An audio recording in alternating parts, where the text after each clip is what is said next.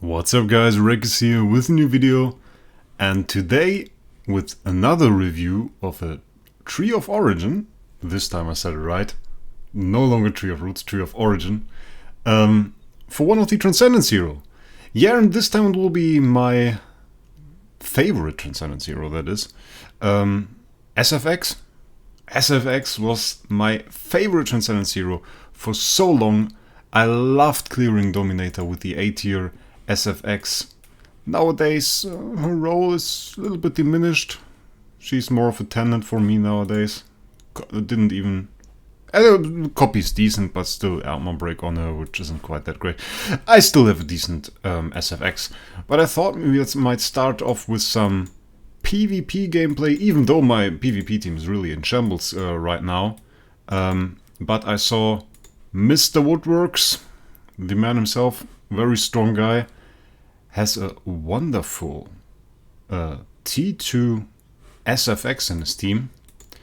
And we can probably see my team getting destroyed by this wonderful team that he's built around a Starwing Jaracore. And I thought it would be a nice start to go with this before we go into the stats, go deep and check if the hero is really good or not. Basically, the SFX tree upgrades are just a whole lot of damage, a whole lot of nice things, and everything that you want. You can see, by the way, see the Starwing Jaracore work here. So great. Such a lot of CC, and he will finish this off quite quickly. That being said, I of course didn't have any imprint on my Stardew Warriors, but still you could see the SFX being a monster, slaying through the enemies. Would have slayed a little bit more if the focus of the team wasn't to CC, but to actually get kills with SFX. But he took he had Drake in the team before, and he took that out and instead used the Rogan for the extra speed, which is a good decision, I think, considering this team is about CC. Let's have a look at the skills of SFX now. Let's see what kind of damage monster she has become. And first look, of course, at the first skill, the active skill Void Crusher. And basically it's pretty easy. Every one of those stats has gone up by 50%. This was 320 before, 50% of that being 160 added on top of the 320, and we are at 480.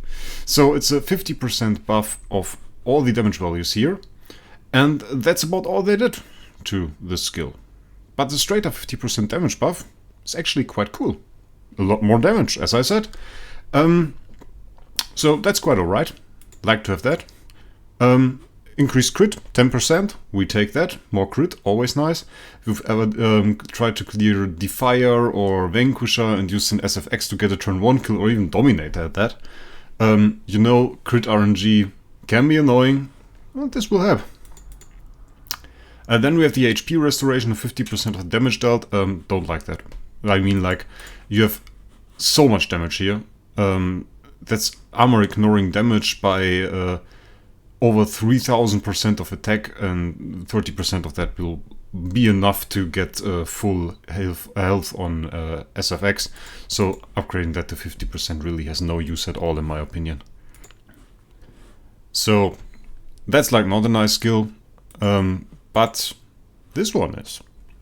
Launches an extra attack after the third attack, dealing armor ignoring damage by 960% of attack. So basically she attacks with 480%, 960% and 1920%. And if you have this last skill, then you add an additional attack of 960%. So quite a nice buff there to the active, even more damage at that.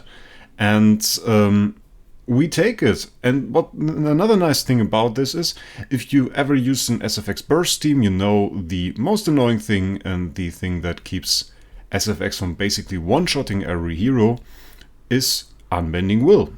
And Unbending Will has only a fixed amount of layers. So the more hits you have, the more layers you can take off. So that's quite great. I really like most of the what they've done to this active skill, even though it's just damage and not really deep into the mechanics. Off to the next one. Glowing Blade. Glowing Blade is the basic attack we have on SFX, and the basic attack deals armor ignoring damage as well, and they have done something similar here. The basic attack dealt damage of 160% before, and now it's 240, and that's again a 50% damage buff, which is quite nice again. And with Impeccable Flow, it's now 480% instead of the former 320%, which received the same buff. It's the same value as twice of the base value of the basic attack, which it was before. Just now it's 480% instead of 320%. And we restore our HP by 100% of the damage dealt instead of 75%, which in my opinion still doesn't change a lot. Basically every time SFX hits something with her Impeccable Flow basic, her health jumps back to full, so that worked with 75% and now with 100% even more. Though I have to say, those higher heal values might make Amra healing curses more dangerous to her, so I don't even know if it's really good to have higher healing values. Have to test that. Let's look at the sublimations. Sublimation number 1. 20% chance to enhance Glowing Blade without consuming Impeccable Flow. What does that mean? Glowing Blade is the basic, and we saw when we use Impeccable Flow, we get higher damage and heal on the basic. So 20% chance that we don't need Impeccable Flow to enhance our Glowing Blade anyway and deal high damage and heal ourselves. So, Deep Sublimation. Increase the basic attack to 6 times. Basically the same we saw here. We get another attack, another hit. Now we are at 6 hits already, giving us quite a high chance to actually one-shot some enemies, which is quite cool. You can build a burst team around it, and if your enemy doesn't run an energy feed team, then you can just lock him down with LFA. We have to see how that works out. I saw a lot of energy feed or energy teams in general in the meta, so might not be that efficient like it used to be when Panda Team was prevalent. Then we have precision increased by 40%. We take it, nothing too special. And with that we are already in the next passive, Presence of Mind, and this is the Sharpness passive. After releasing the active skill or basic attack, obtains 1 layer of sharpness, so the text on that is quite the same. What isn't the same is the effect of sharpness itself. We have 100% to dodge the next active or basic attack, that's still the same. But then we deal armor ignoring damage by 1200% of attack, and this was 750% of attack before. So we got a little bit more than the 50% buff we got on the other skills. Still deal the damage 2 times, and we have a 33% chance to deal extra damage by 25% of max HP now, instead of 15% of max HP. Both times capped though at 1500% of attack. So not sure if that's going to be that efficient, but I already saw there's a sublimation that might help with that. Let's check this out. HP and attack buff, nice, we take it. And then we have this, increases the damage cap to 5000% of attack against all enemies, which will make this last part much better in PvE. Mostly in PvE. Because the enemies have super high health in PvE, and you would regularly hit this cap. So with this, she can actually deal a lot more damage with this last part of the sharpness effect, which should be a quite decent extra buff and another layer of damage. And then we have the last one. One of these sublimations I think are really cool. There's a 25% chance to obtain 1 extra layer of sharpness, which means we actually have a chance to get 2 layers of sharpness, which I don't think is cool because of the damage, but because of the 100% chance to dodge. This will actually give us the option, or the possibility I should rather say, to dodge 2 attacks from the enemy. And this can be quite great, not only in PvP, but also in game modes like Aspen Dungeon, when you fight 2 enemies or 4 enemies. And I have seen SFX clears of Purgatory 50 actually in Aspen Dungeon recently. And if you have this should help quite a lot and be quite a strong skill.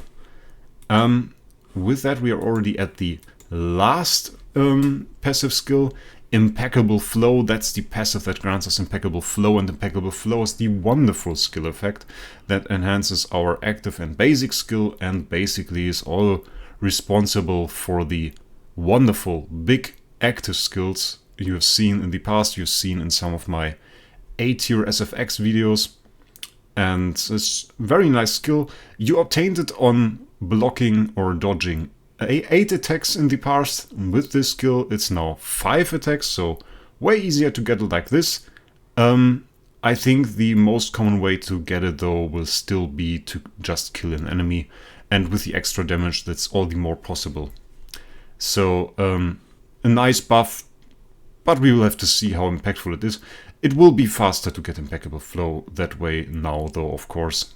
And with double dodges, we've seen before from the double sharpness, that's actually even faster, because you can just in 3 rounds basically obtain it if you get double dodges on at least 2 of them. So that's quite great.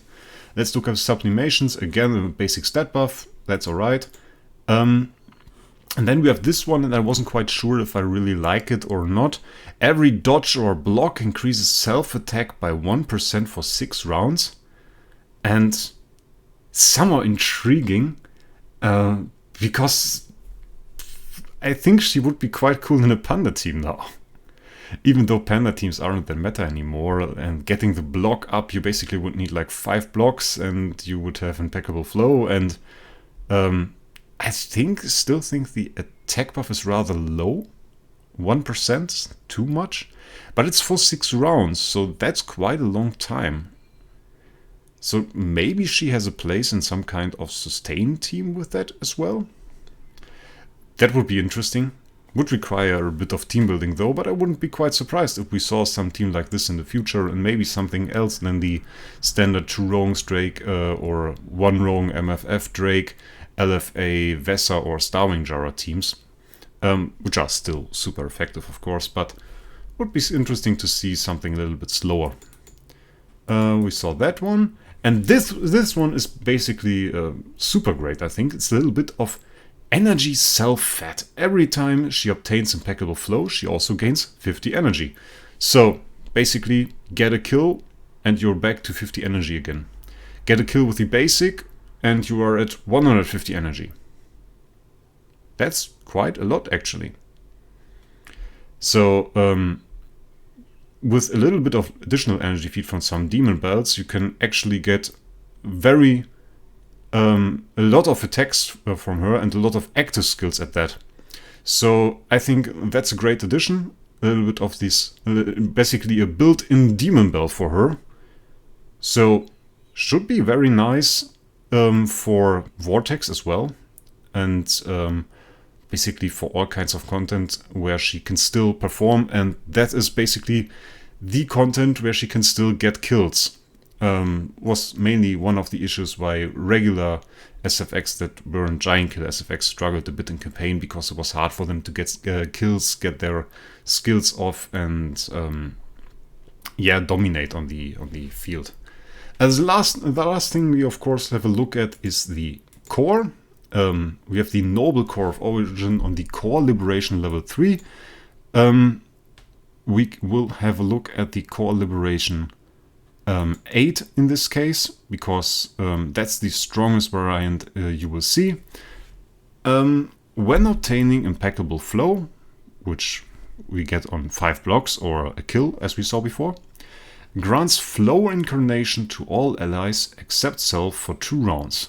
And Flow Incarnation increases the owner's all damage dealt by 30%, quite a lot, and reduces the damage taken equal to 160% of the owner's attack. And reducing the damage taken equal to 160% of the owner's attack might be a stat that is a bit familiar to you guys. It's actually the effect of an AMB. A splendid AMB reduces the damage taken equal to 250% of the owner's attack. This is 160%.